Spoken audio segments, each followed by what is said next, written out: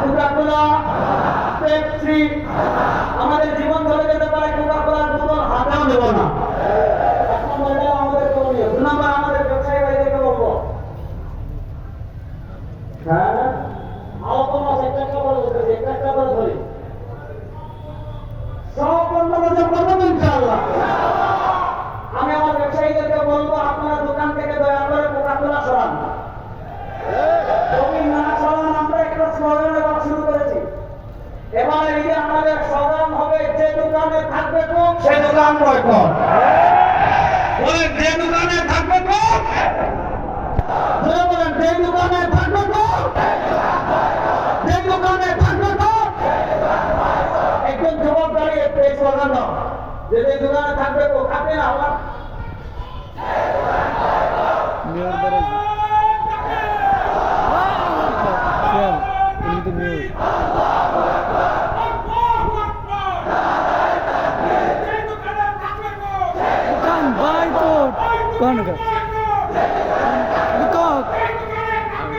সেই দোকান বয়কট। তোমাকে দোকান আছে।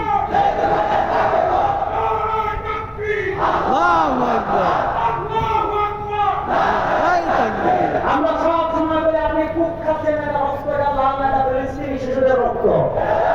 সুতরাং আমরা এবার ঈদে কোকা-কোলা খাবো, বলেন এবার ঈদে আমরা কোকা-কোলা স্পর্শ করবো। এইভাবে অর্থনৈতিক মেরুদণ্ড যদি ইসরায়েলের ব্যাংকে তাদের অস্ত্র থাকতে পারে, ক্ষমতা থাকতে পারে, টাকা থাকতে পারে, পয়সা থাকতে পারে, আমেরিকা থাকতে পারে, আমাদের কিন্তু না থাকতে পারে, আমাদের সাথে আছেন আল্লাহ। আল্লাহ যদি আমাদের সাথে থাকেন, আমাদেরকে আফগানিস্তানে পরাজিত করতে পারে নাই, ফিলিস্তিনেও পারবে না।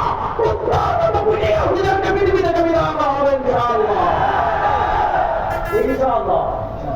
পৃথিবীতে আমাদেরকে কেউ পরাজিত করতে পারে নাই, পারবো না ইনশাআল্লাহ। সুতরাং আমাদের দোকানদারি ভাইদেরকে বলবো, আপনারা কোক রাখবেন না।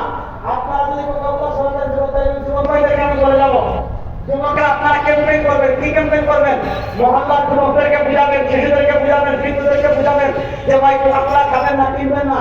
মুদির দোকানে যদি আপনি কে করছেন, ভাই আমাকে 2 কেজি চাইছেন, যদি দেখেন কোক, বলেন আপনি কোক বিক্রি করেন, আপনার দোকান থেকে কিনবো না। এভাবে যদি আপনার দোকান বর্জন করেন, সে 10-15 দিনের ভিতরে কোকা-কোলা সরাতে বাধ্য, সে 10-15 দিনের ভিতরে আক্সি সরাতে বাধ্য, সে 10-15 দিনের ভিতরে আমার কোকা-কোলা মেরিটা, তারপর হলো কিনলে একুফানিয়া, এগুলো সব ইসরায়েলি। এই যে ইসরায়েলি নুডলস না, ম্যাগি নুডলস, বলেন ম্যাগি নুডলস, এটা কাদের? কাদের? আমাদের দেশি কত ভালো ভালো নুডলস, এগুলো কিনবেন।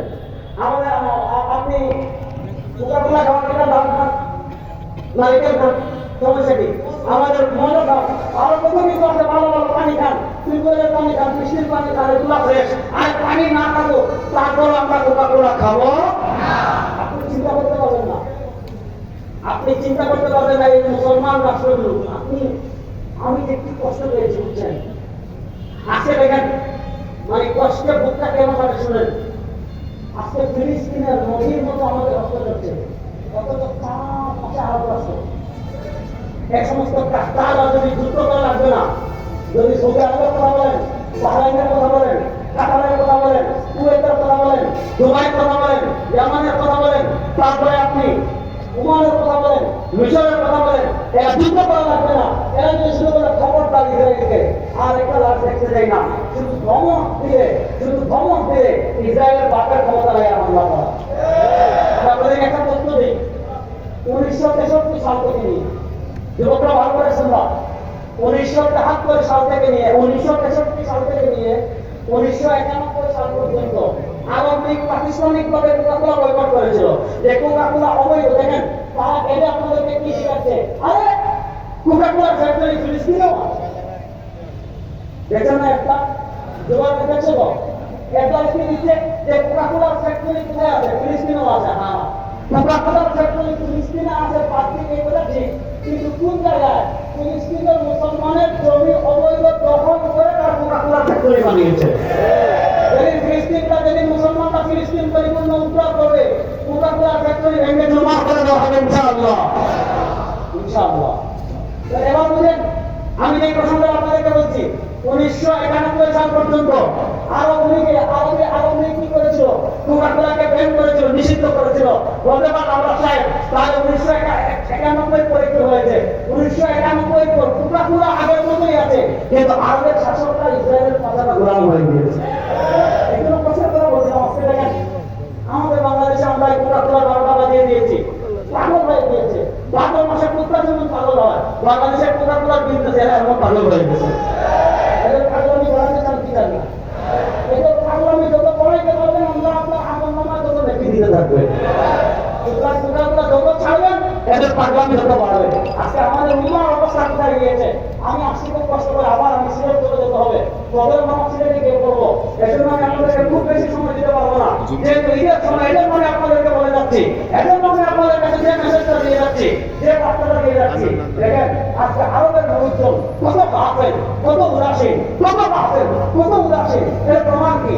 মক্কা হারাম থেকে বলে প্রথম যে বিরাট ছিল বলে এই জায়গায় কেএফসি। সুতরাং মক্কা মদিনা সব জায়গায় থাকুক, আমরা অন্তত খাবো না, বলে আমরা খাবো। এই ওয়াদা করতে পারবেন সবাই? আল্লাহ সবাইকে কবুল করুন, ইসরায়েল কর্মদের হাত থেকে বেঁচে থাকা তৌফিক দান করুন, সবাই বলেন আমিন। এবার আসি দ্বিতীয় প্রসঙ্গে, সামনে আসতেছে